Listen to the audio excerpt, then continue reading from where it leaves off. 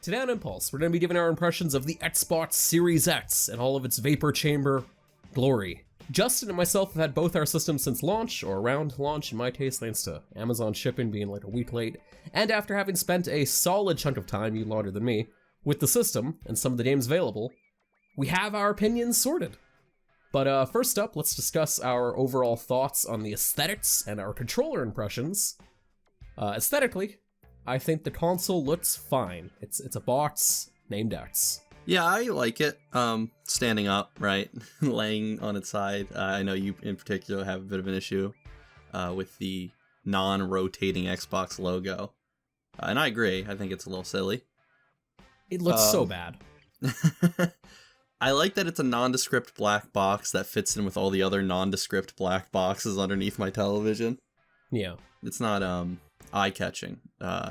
It's not flashy, which could be a detriment to some. When you lay on its side, though, probably my biggest issue, outside of the little logo being sideways and whatnot, like the rubber circular stand that goes with it, you can't take that off. So if you choose to have it on its side, you just have like this like rubber ring on one side of it. Yeah, it's really bizarre. Which I mean, I guess isn't awful because like both sides are odd looking. You have like the rubber ring on one and then you got all the holes on the other. So it's just looks off to me on its side. Yeah, it's definitely designed to vent from the top, and while it works on the side, it's a little strange. But as for the controller itself, I know you're a lot more high on it than I am. Probably because I haven't been a part of the Xbox ecosystem, as Phil Spencer likes to say, since like the 360 days.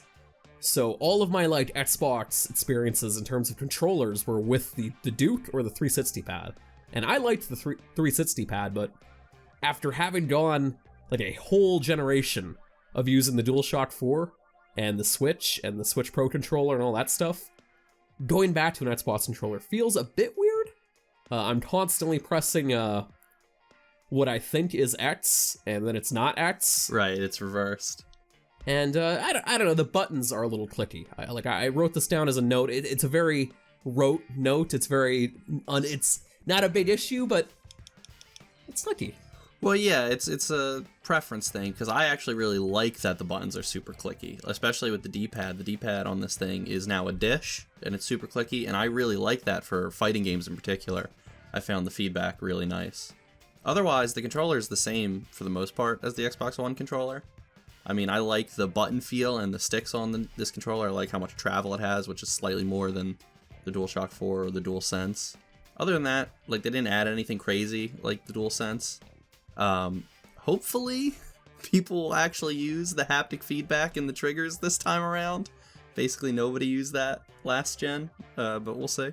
Some of the button layouts are a little confusing to me, like the select and start equivalent. The start, right. Double windows and like 3 lines. It's every time I see one of those, I have to look down. The 3 lines make sense as start to me because that's a hamburger menu. It's on every website, every phone. That makes sense.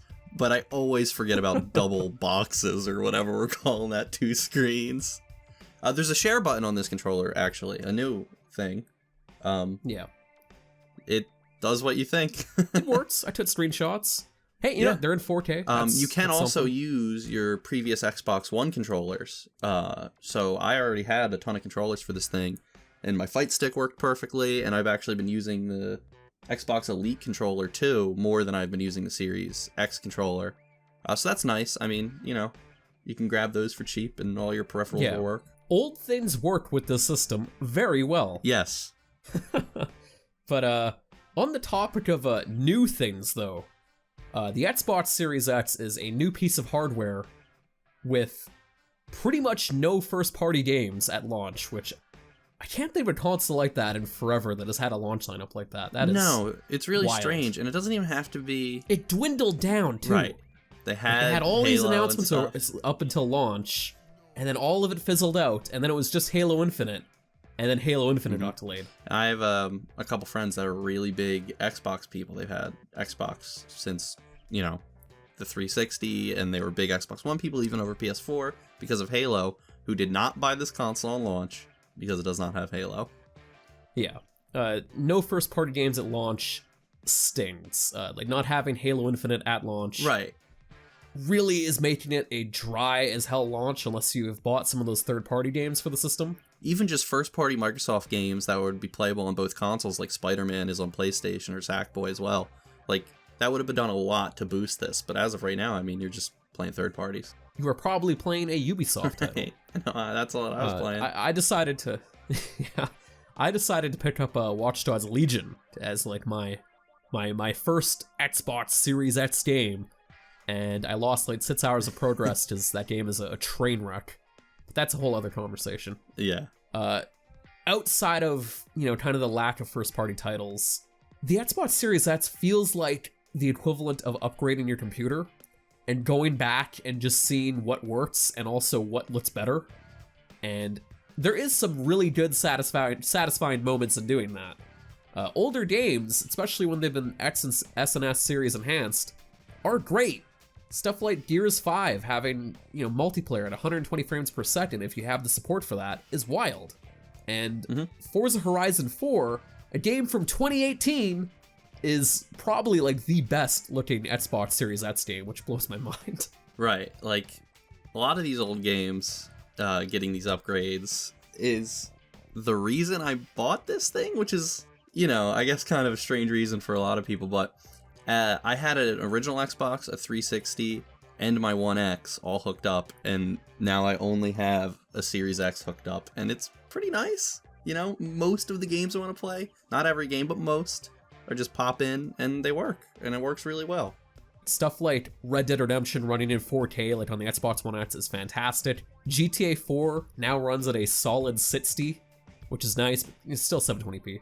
And, you know, Skate 3 in 4K 60, stuff like that. Like I said, looking at older games and treating this almost like upgrading your PC and just like seeing what looks good now is a satisfying feeling. Yeah, and they have special features for a lot of these games as well, like Auto HDR, which will use some AI magic to add HDR to games that previously didn't have it. And in my experience messing with it, it's looked pretty dang good.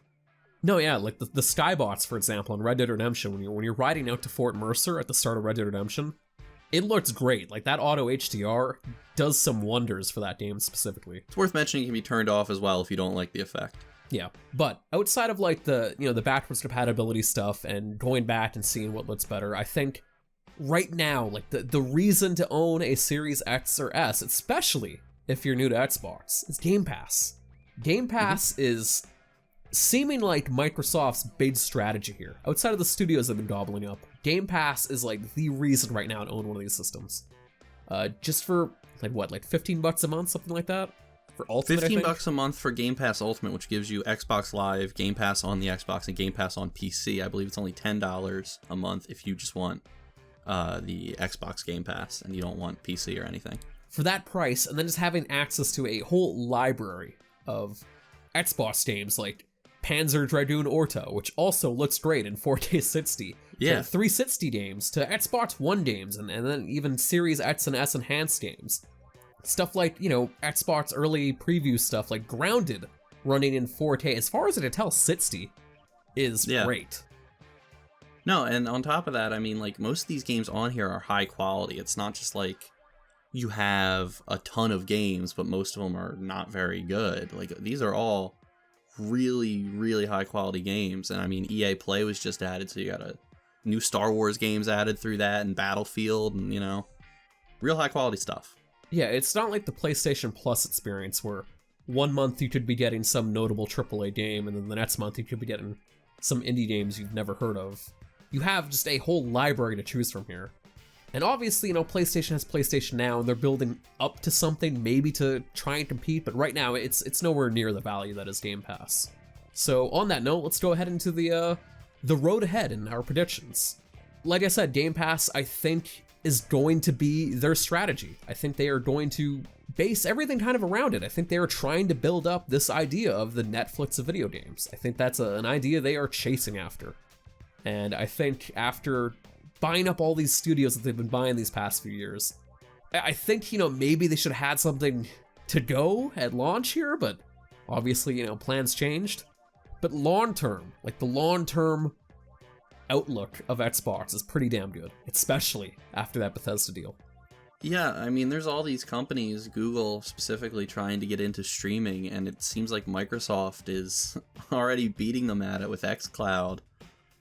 just giving you access to the entire Xbox ecosystem. Like, that just seems like the plan. Xbox isn't a box as much as it is a brand, and you can play that on your phone, your PC, or a dedicated box, or potentially even a streaming stick in the future. Play games wherever you want, however you want, basically.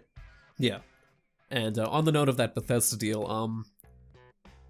I can't say for sure yet, but I think, like, I cannot see Bethesda putting out PlayStation games in the future. I think they've already announced that they're gonna honor those deals that they made with Deathloop. Yeah, and Ghostwire Tokyo for the PlayStation 5, but I think after that, I legit think the next Elder Scrolls, for example, is gonna be an Xbox PC thing. And that'll be it. I completely agree with you. I definitely think Elder Scrolls 6 will be. I mean, Starfield perhaps even. Yeah, definitely. But yeah, from this point on, I mean, all those Bethesda games. You don't drop $7 billion on a publisher like that and then don't announce right away that you're going to be allowing those IPs still on other platforms and so forth. Like, if those games were coming to PlayStation, they would have just made that abundantly clear. Yeah, and not to mention that, like, there's a pretty long history of Bethesda on Xbox and PC, of course, to back this up. So, you know, I don't think we're going to see Elder Scrolls on PlayStation, at least not for a long time. Maybe it'll be a timed exclusive thing, but I'm thinking not even at all. Like I said, they dropped $7 billion. I think they're going to try and get the most out of that investment that they can, which is just going to be making those part of that ecosystem and making them first-party studios.